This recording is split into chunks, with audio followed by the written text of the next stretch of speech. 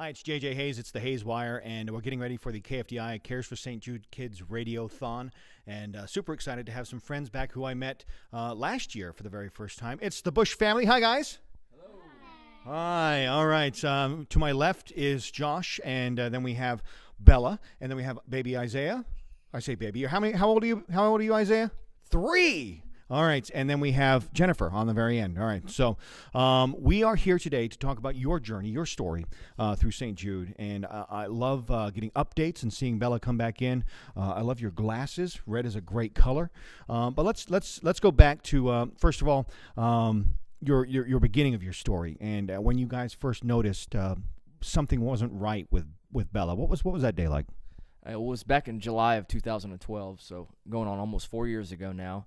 We saw her left eye jiggling up and down and side to side, and so we realized that something wasn't right. So we went to the doctor, and they sent us to an eye specialist, and one of the eye specialists caught it right away that something wasn't right and ordered an MRI. So next day, it was July 3rd, so July 4th would have been a holiday. So before we left the hospital on July 3rd, my family doctor called and said, I've got some really bad news I need to share with you now. I can't wait until after the holiday. And so we found a mass in the middle of your daughter's brain.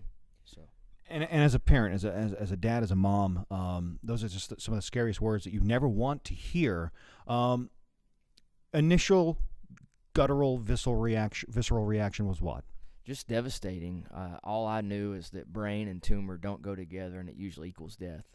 And then do you find yourself kind of switching out? Maybe you're like, okay, we've got to go into defensive mode now. Oh, absolutely, and just try to, desperation, do whatever we can and try to make as many contacts as we can to get our daughter better. Now, when did you first hear about St. Jude? When did St. Jude start to come into the conversation?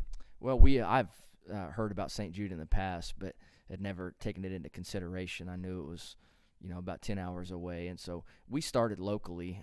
We went to the best neurosurgeon in Wichita, and he couldn't help us. And then we went to Children's Mercy in Kansas City, who's the best regional neurosurgeon, and kind of got the same story. And so we had to look nationwide. And so we chose between Boston and Memphis, which were the only 2 hospitals that would help us. Yeah. And Memphis and St. Jude is such a special place. And this Radiothon, which we've been a member of now for, I think, going on 22 years, is such a vital part to what they do. And we're going to hear story after story about the research that is gathered and shared and new processes and protocols that save lives every day. And the cure rates keep on going up and up. And that's so important. I'd like to get first impression. I'm going to go to you, Jennifer. First impression when you walked through the doors at St. Jude, what was your first impression? It was unlike any other hospital. I always say when we walk through the hospitals here, it is so different. You just feel, walking through other hospitals, you just feel so down. And walking through St. Jude, it just seemed like there was so much hope. And the kids were allowed to be kids, allowed to run and talk and play. There was just a sense of hope there. Now, Isaiah, it looks like you have something to share. Do you get a chance to go to St. Jude from time to time with your sister? Yeah. Yeah. Do you like it at St. Jude? Yeah. Because the one thing St. Jude does, which is really important, and you'll hear these stories too, they don't just treat the patient. They wouldn't just treat Bella. They treat the family because, we're all going through this together. And you're going to go through your ups and downs, and you're going to have questions. So is Mom. So is Isaiah. Because Isaiah, you were probably wondering what's going on with Bella, right? Yeah. Now, Bella, you are the star of the show because you are looking really good. Now, tell me about St. Jude. Do you like it at St. Jude? Yeah. Yeah. Do you have some favorite things that do you like? I like they have an aquarium room there, don't they? Yeah. And they have wagons. Did you ever get to see the wagons? Little red wagons? Yeah. Yeah. Now, do you have a favorite thing about St. Jude? Do you have a favorite place that you like to go? Is it a favorite nurse or doctor or a favorite room? What do you like to do at St. Jude? Play with the puppies. Play with the pup. You get to play with puppies? I learned that last year when I had a chance to visit the hospital. They do sometimes animal therapy, dog therapy, which I think is brilliant.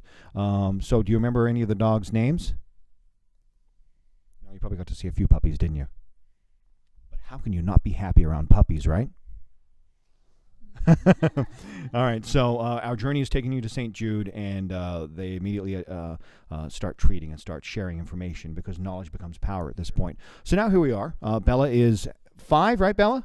Okay, so Bella's 5. Where is she today as far as her health? So she went through a year and a half of chemotherapy and brain surgery, was off treatment for a year, and then slowly her tumor started to grow back. And so about 3 months ago, she's started back on chemotherapy treatment, and she's doing really well. We got an update 6 weeks ago for the first time in over a year. Her tumor hasn't grown, so the chemotherapy is doing its work. So we're just real thankful for how well that she is doing, and we just owe it all to St. Jude and how that they're doing everything they can to save my daughter's life. Yeah, and that's the important thing. And it doesn't work unless people call and become a partner in hope and help fund the research that continues to help your daughter and other kids. So if there's someone watching right now or listening right now who's thinking of becoming a partner in hope and they've wanted to in the past, but they've never been motivated to pick up the phone, what's the one thing you would tell them about St. Jude that would initiate that phone call and have them become a partner in hope? I think the mission of the hospital is very simple. It's finding cures and saving children.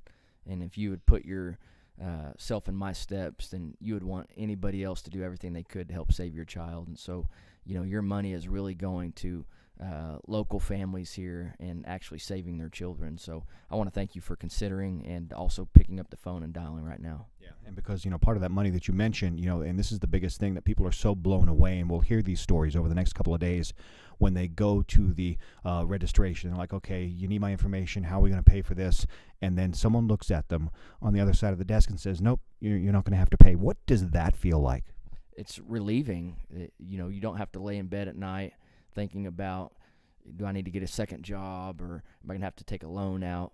But I can just focus solely on the health of my daughter and any way to get her better. And so it's absolutely amazing. There's no place on the planet like St. Jude. All right, Josh, Jennifer, keep sharing your story. Isaiah, thanks for coming in. You keep sharing your story, and you keep supporting your big sister, okay? And Bella, you keep on getting better, okay? So we can be back here next year and do another interview, all right?